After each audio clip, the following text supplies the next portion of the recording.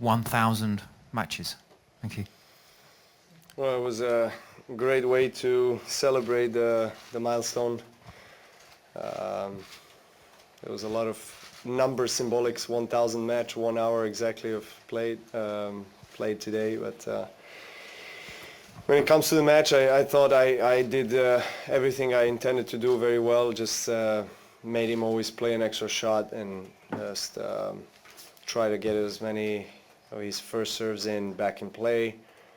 He had a low percentage of first serves in general the entire match, which definitely helped me to get into the rally where I thought maybe I have a better chance than him with the way I'm playing. But it was quite a strange match from his side. I mean, I know he can play much better than he did tonight.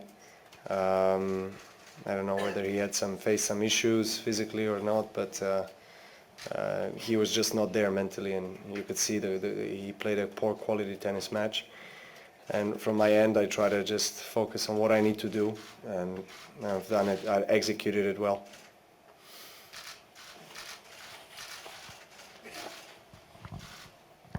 The victory put you in the number 2 position. I don't know if it's important for you at this stage or not, because it was almost 1 year or something like that. How much importance? Of course, it's important, and I am grateful that I have this achievement, and I'm proud of it. Obviously, I worked hard for it, and my ultimate goal is to get to number 1 by the end of the year, and I'm in a good way.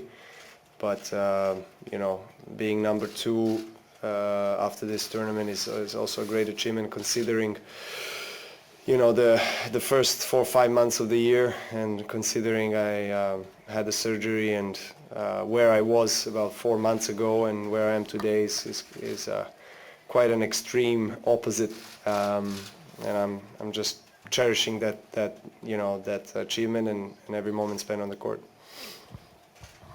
Yeah, Novak, you and Roger are in your 30s, and Sasha and Borna are in their early 20s. Feels like we have a kind of a battle between different generations here. So, any thoughts on that? You said we feel... I said we feels like it feels like we have a battle between different generations here. So, any thoughts on that? I agree.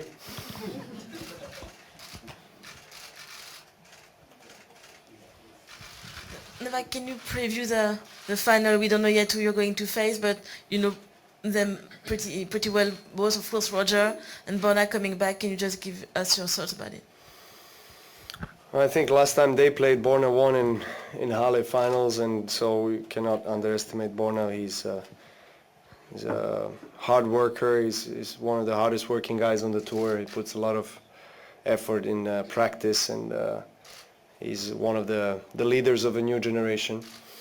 And he's played some great tennis so far this week. And Roger has been Roger. You know, when he needs to play his best tennis this week and get himself ahead of the other guy, that's what he did, and he does that so well, and he did it so well throughout his career.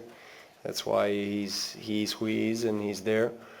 We'll see. I mean, obviously, if I get to play Roger, I mean, that would be a sort of say a perfect final for this tournament that everybody was anticipating in a way.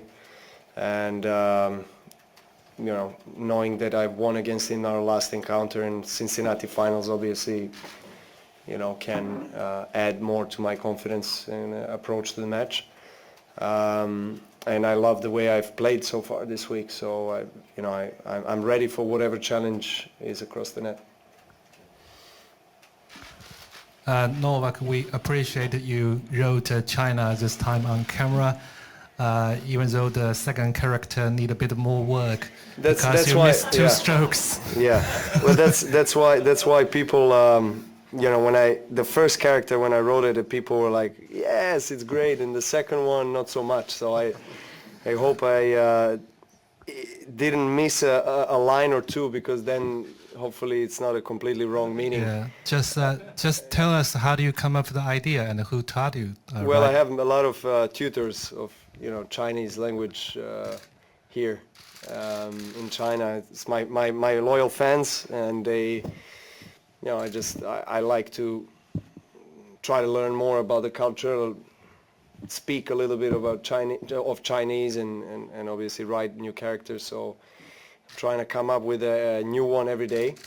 So when I finish the match, I have like 3-4 papers with previously written characters on them already by the fans, and then I'm cheating a little bit basically. As I'm kind of dressing up, I'm looking at the way I'm supposed to do it. So I don't do it always perfectly, but I at least try. I give an effort.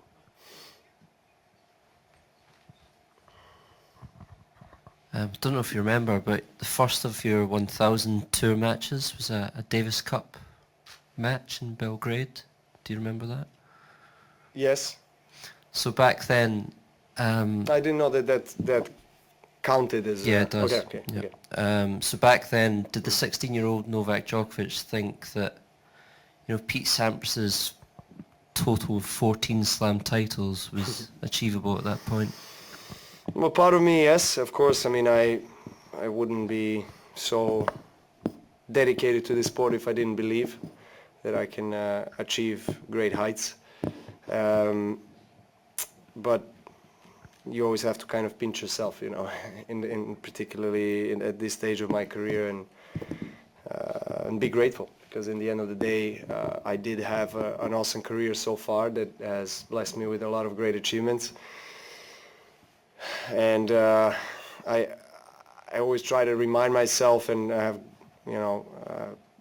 a lot of people around me that are very close to me in my life that also try to remind me that I have to appreciate every milestone, every success, every win, also losses. That because you learn more from losses. So I mean it's quite a journey and quite a trajectory I had in my career. And I remember that first match that you just mentioned.